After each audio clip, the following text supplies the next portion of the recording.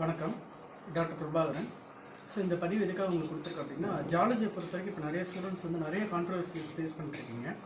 So அவங்களோட கொஸ்டின்ஸ்க்கும் அதுக்கப்புறம் ஜாலஜியை பற்றி ஒரு புரிதல் வேணும் அப்படிங்கிறதுக்காக தான் இந்த பதிவு மெயினாக போட்டிருக்கு. முதல்ல தமிழ்நாட்டில் எங்கெங்கெல்லாம் ஜாலஜி இருக்குது அப்படிங்கிறத தெரிஞ்சுக்கிங்க.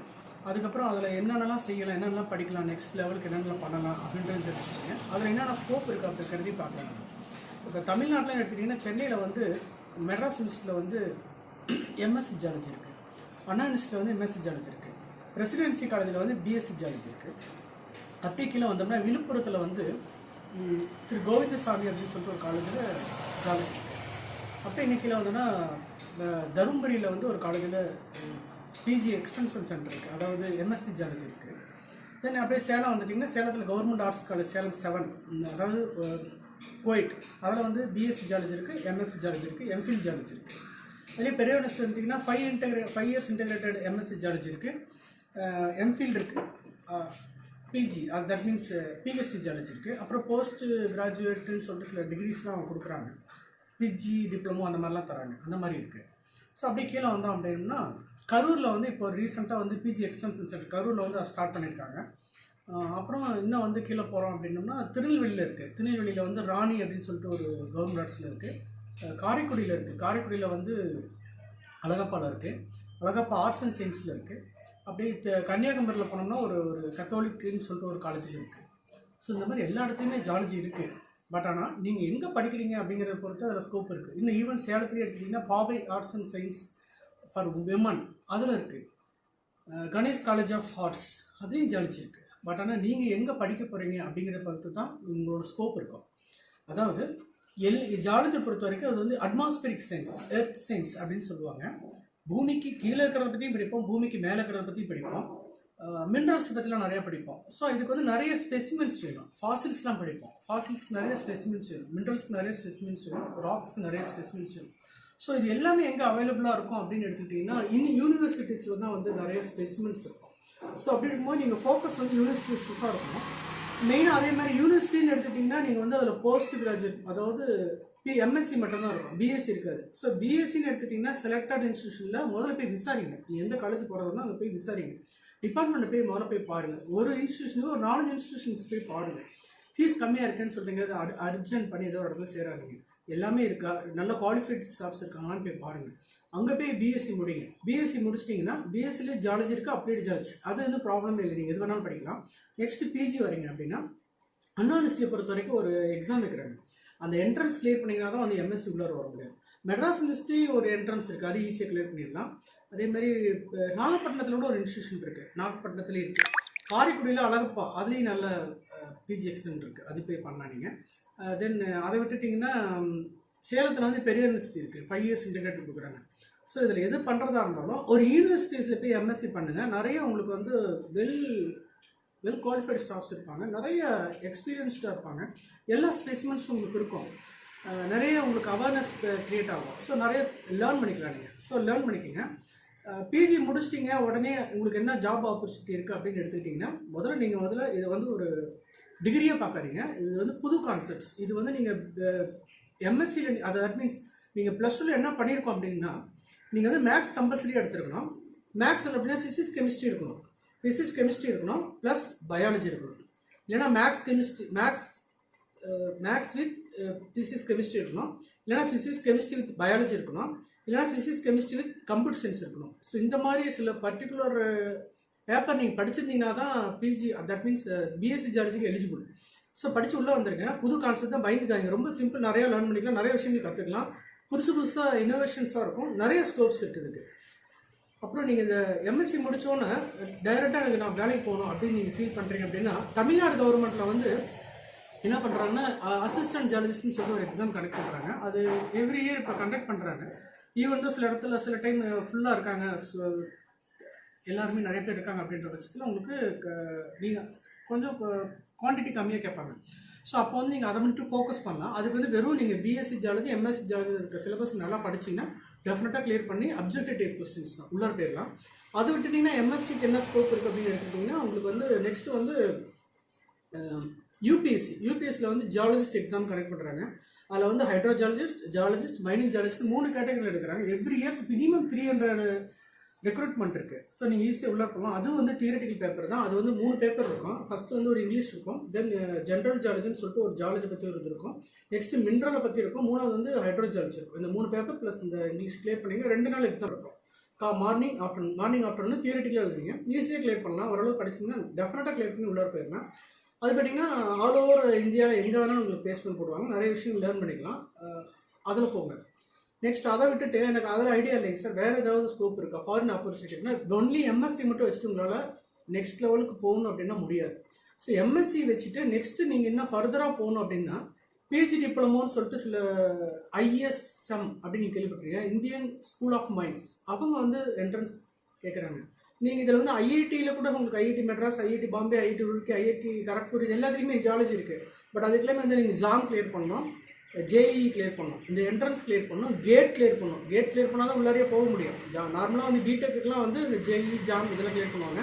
நம்ம ஜாலஜிக்கு வந்து கேட் ரொம்பலாம் பயப்படாது, ரொம்ப சிம்பிள் தான், ஈஸியாக படித்து ஈஸியாக உள்ளார போகலாம். கேட் கிளியர் பண்ணிங்கன்னா உள்ளார போட்டிங்கன்னா அவங்க வந்து கேம்பஸில் உங்களை வந்து எஸ்ஆர், ரிலையன்ஸ் இந்த மாதிரி பெரிய பெரிய கம்பெனிஸ் வந்து உங்களை இமீடியட்டாக ரெக்ரூட் பண்ணி லேக் கணக்கில் வந்து உங்களுக்கு பிளேஸ்மெண்ட்ஸ் கொடுத்துருவாங்க. ஐஎஸ்எம்மில் பண்ணிங்கன்னா இந்த மைண்ட் ரிலேட்டடாக நல்ல ஸ்கோப் இருக்குது, அதுலேயும் நல்ல ஸ்கோப்ஸ் இருக்குது. நெக்ஸ்ட்டு அந்த லெவலில் விட்டுட்டு இன்னும் வேறு எனக்கு அதாவது ரிசர்ச் லைனில் போகணுன்னு ஆசைப்பட்டீங்க அப்படின்னா இது வந்து 10வது. இந்த ஜாலஜியில் வந்து பெட்ரோ கெமிஸ்ட்ரின்னு சொல்லுவாங்க. இந்த பெட்ரோ கெமிஸ்ட்ரி ரிலேட்டடாக நீங்கள் ஸ்டடி பண்ணணும். இல்லைன்னா அதாவது பெட்ராலஜி ரிலேட்டடாக நீங்கள் ஸ்டடி பண்ணணும்.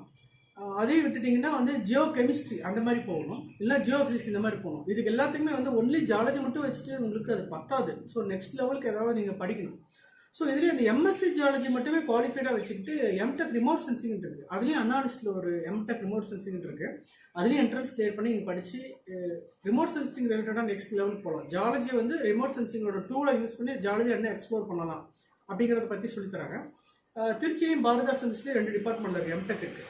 ஸோ அதுலேயும் படித்து நீங்கள் நெக்ஸ்ட் லெவல் ஜியாலஜி வந்து ரிமோட் சென்சிங் டூலை யூஸ் பண்ணி ஜியாலஜி என்ன எக்ஸ்ப்ளோர் பண்ணலாம், ஃபர்தராக என்ன பண்ணலாங்கிறது கோடிக்கணக்கில் ப்ராஜெக்டாக எடுத்து பண்ணுறாங்க. நிறைய விஷயம் கற்றுக்கலாம். அதுலேயும் போய் பாருங்கள், அதையும் பண்ணுங்கள். ஸோ ரிசர்ச் லெவல்னு எடுத்துட்டிங்கன்னா அந்த ரிமோட் சென்சிங்கிற நெக்ஸ்ட் லெவல் நீங்கள் போயிட்டீங்க அப்படின்னா அது மூலிமா வந்து ஐஎஸ்ஆர்ஓ அப்படின்னு சொல்லிட்டு ஹைதராபாத்தில் ஒரு ஏஜென்சி இருக்காங்க. அதாவது இந்தியன் ரிமோட் சென்சிங் சேட்டலைட் சொல்லிட்டு ஒரு ஆர்கனைசேஷன் இருக்காங்க, டிஃபென்ஸ் ஏஜென்சி, சென்ட்ரல் கவர்மெண்ட்டோட டிஃபென்ஸ் ஏஜென்சி.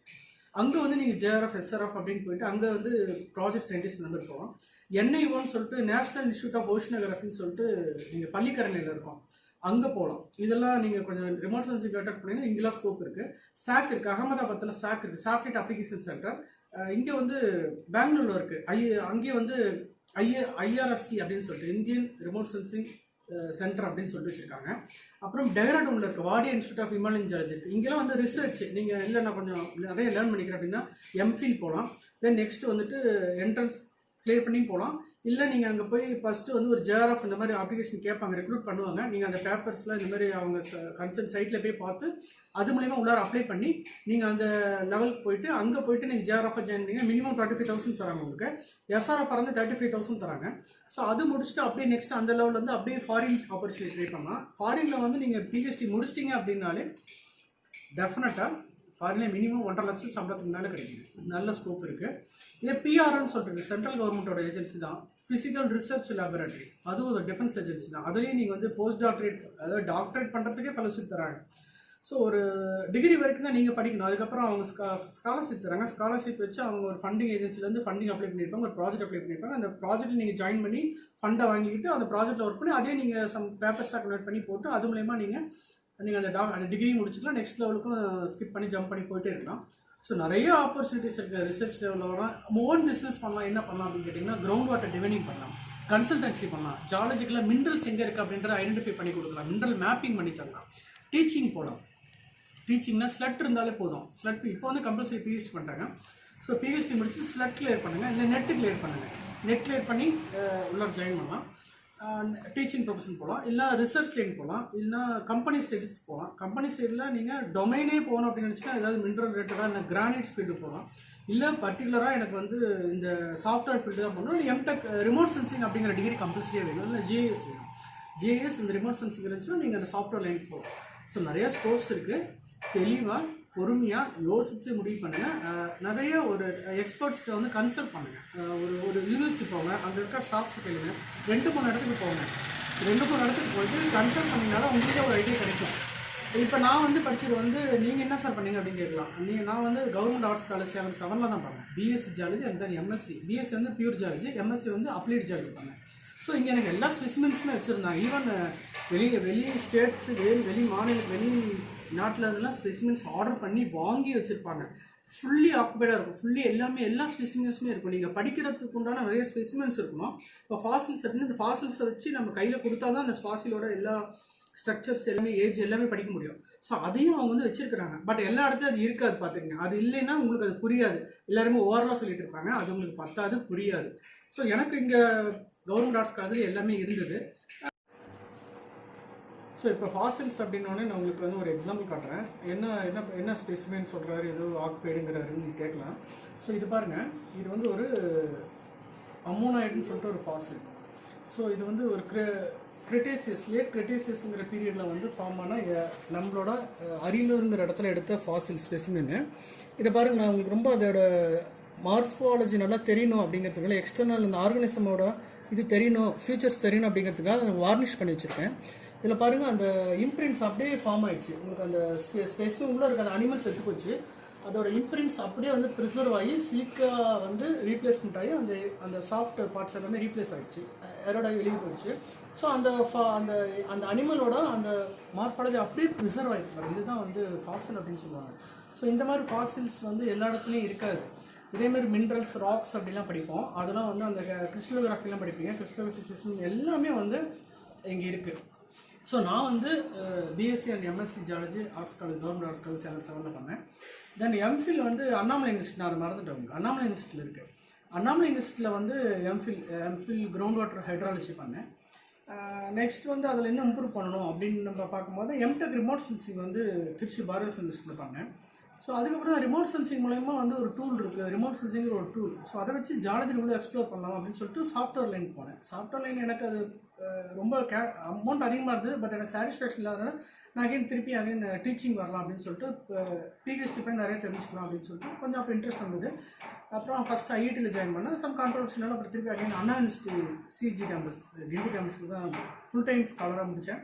தென் அப்புறம் டீச்சிங் ப்ரொஃபஷனில் வந்து அதுக்கப்புறம் நெக்ஸ்ட் இப்போ ஃபுல் டைம் நான் பிஸ்னஸ் பண்ணுறேன். இப்போ நான் இதில் என்ன பண்ணுறேன் அப்படின்னு நான் பண்ணுறேன்னு கேளுங்க. மைனிங் பிளான்ஸ் போடுறேன். Mining plan geological report prepare பண்ணுறேன். கிரவுண்ட் வாட்டர் ஸ்டடி பண்ணுறேன். கிரவுண்ட் வாட்டர் வந்து ஸ்டடி பண்ணி ரிப்போர்ட் பண்ணுறேன். மிஷின்ஸ் டிபெண்ட் பண்ணி இல்லை, அதெல்லாம் கவனிச்சிக்கிங்க. தென் அதுக்கப்புறம் என்ன பண்ணலாம் அப்படின்னா மினரல்ஸ் மேப்பிங் பண்ணித்தரேன். எந்த இடத்துல இருக்குது, கிரானைட்ஸ் எங்கே இருக்குது, எவ்வளோ வால்யூம் இருக்குது, எவ்வளோ ரிசர்வ் இருக்குது, இப்படிங்கெல்லாம் கால்குலேட் பண்ணித்தரேன். ஸோ எனக்கு வந்து பணம் மட்டும்தான் முக்கியம்னா நான் ஃபாரினுக்கு இல்லை வேறு ஏதாவது ரிலையன்ஸில் நான் முடித்தோடனே என்னோடய ப்ராஜெக்ட்ஸ் என்னன்னு நீங்கள் கேட்கலாம். எம்டெக் வந்து கோஸ்டல்ஸ் இம்பேக்ட்ஸ் பண்ணேன். தென் பிஹெச்டி வந்து நான் என்ன பண்ணேன்னா ஹைட்ரோ கார்பன் காவேரி பேசினில் பண்ணேன். காவேரி பேசினில் இருக்க ஹைட்ரோ கார்பனை ரிமோட் சென்சிங் மூலமாக எப்படி கண்டுபிடிக்கலாம் அப்படிங்கிறத படித்தேன். தென் அதை படித்து நான் கொஞ்சம் ரிசர்ச்சில் அப்படியே கொஞ்சம் இன்ட்ரெஸ்ட் காட்டி நான் நிறைய அப்ளை பண்ணதுனால again PDF post doctoral fellow அப்படின்னு சொல்லிட்டு ஒரு ஸ்காலர்ஷிப் வந்து ஃபண்டிங் ஏஜென்சி டிஎஸ்டியும் யூஜிசியும் ஃபண்ட் பண்ணுறாங்க. நான் யூஜிசியில் எனக்கு அது கிடச்சிது, ஒரு 3 இயர்ஸ் ப்ரோக்ராம் கிடச்சிது. அதில் ஃபண்டிங் கொடுத்தாங்க, எனக்கு கன்டிஜென்சிலாம் கொடுத்தாங்க. ஸோ அது மூலயமா அது என்ன பண்ணேன் அப்படின்னா கிருஷ்ணா பத்தாரிகேஷனில் போஸ்ட் டாக்டரேட் பண்ணேன். அதுவும் ரிமோட் சென்சிங் யூஸ் பண்ணேன். எனக்கு இப்போ கிட்டத்தட்ட ஒரு 20 பப்ளிகேஷன்ஸ் இருக்குது. நிறைய கான்ஃபரன்ஸ் எல்லாம் பப்ளிகேஷன் பண்ணியிருக்கேன். எனக்கு இதில் என்னோட பேஷன் ஜியாலஜிங்கிறது வந்து இப்போ என்னோடய பேஷன் ஆகிடுச்சு.